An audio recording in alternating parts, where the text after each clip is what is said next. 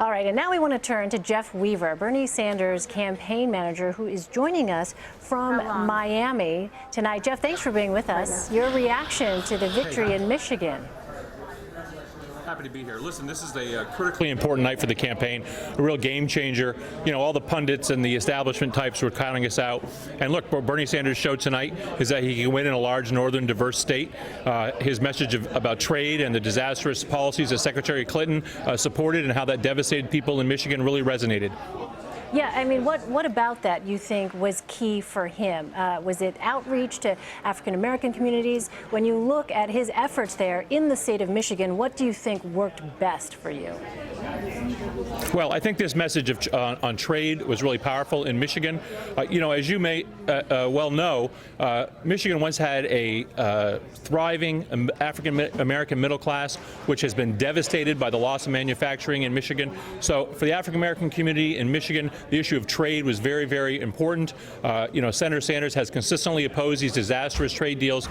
Secretary Clinton has consistently supported them. And so people in Michigan understood who had stood with them through the years and who had stood with corporate interests. As you know, though, Jeff, Senator Sanders still has a huge deficit when it comes to delegates. You know, what is some of the passion that we've seen from Senator Sanders supporters directed at the media, but isn't there also really the simple fact that this is the math, that the math is something that has been set up here by the Democratic Party? Shouldn't some of that anger be directed at the system here? Well, it's not a question of, you know, the math. The map was set up by the Democratic Party. And look, you know, it was front-loaded with states where Secretary Clinton was going to do better. She was First Lady of Arkansas for over a decade. She has longtime ties throughout the South. And everybody knew that she was going to do well in the South. But you know what? We're almost out of southern states. And as the calendar turns after the 15th, the calendar turns remarkably in Senator Sanders' favor. If you look at the states he's won from Colorado to Maine, all by double digits, you know, he's going to do very, very well in the North, and that delegate lead that you see with Secretary Clinton today is going to disappear. And at the end of the day, when we get through California and New Jersey at the end of the process, he's going to be the nominee of the Democratic Party. So, Jeff, you are saying that you still see a clear path to the nomination for Senator Sanders? Oh, absolutely. No doubt about it. There's no doubt about it. You know, where has Secretary Clinton had a convincing win outside of the South? Nowhere. And Senator Sanders has, by and large, with the exception of Michigan, which was very close, has won in the North by double digits. He won in Kansas by 30 points, Maine by 30 points. And there's a lot of other states like that where he's going to win by those kinds of margins and pick up big delegates. What about super delegates? Are there efforts underway by you or others in the Sanders campaign to try to change some minds? Well, of course, as this process goes on and the people speak and the people come out increasingly for Bernie Sanders, you're going to have a lot of super delegates, many of whom are uncommitted at this point, who are going to move in his direction. You're also going to have people who are now supporting Secretary Clinton rethink their positions. You know, in 2008, 120 super delegates changed from supporting her to supporting President Obama. So there's a lot of room to move on super delegates. The super delegates don't vote until the convention. And by that time, I think we're going to have established that Senator Sanders is the choice of voters across this country and the choice of the Democratic Party. So, Jeff, what states are you looking at next week? Well, we're going to compete. There's 5 states coming up next week.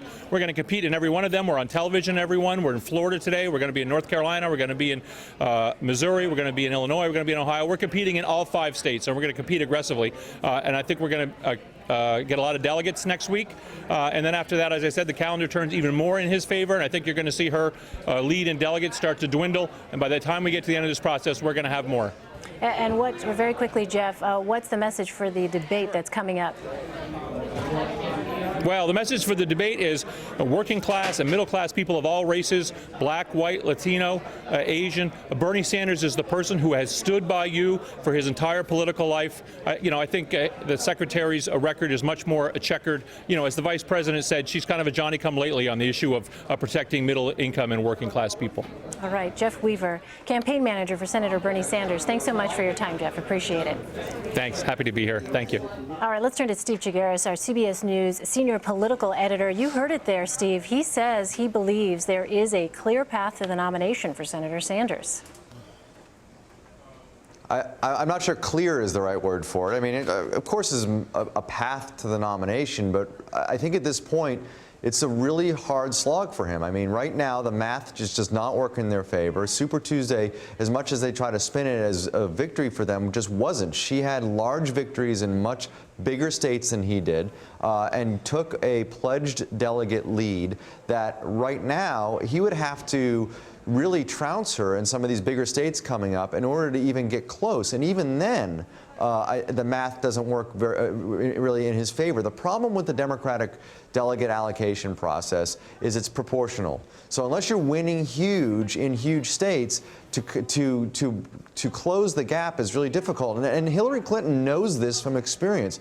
In 2008, she was down to President Obama, and she stuck it out all the way through the end into June, and still could not catch up to him in pledged delegates. Even though she won states late, like Pennsylvania, Indiana, West Virginia, Kentucky, these weren't small states. She won. She didn't win big, but she won those states, and everybody was talking about, is this the point where Clinton's going to turn around? Is this the point where Clinton's going to turn around? And she was unable to do that. And then ultimately, Obama, even though it was very late, clinched the nomination in terms of number of delegates. So unless something turns around here where Bernie Sanders, A, starts to win big in big states, and B, really can flip those super delegates around but in significant numbers. I mean, she has a huge lead among super delegates, and I understand that they're unpledged, but she locked these in, and I'm saying locked in the sense that these are people who have endorsed Hillary Clinton.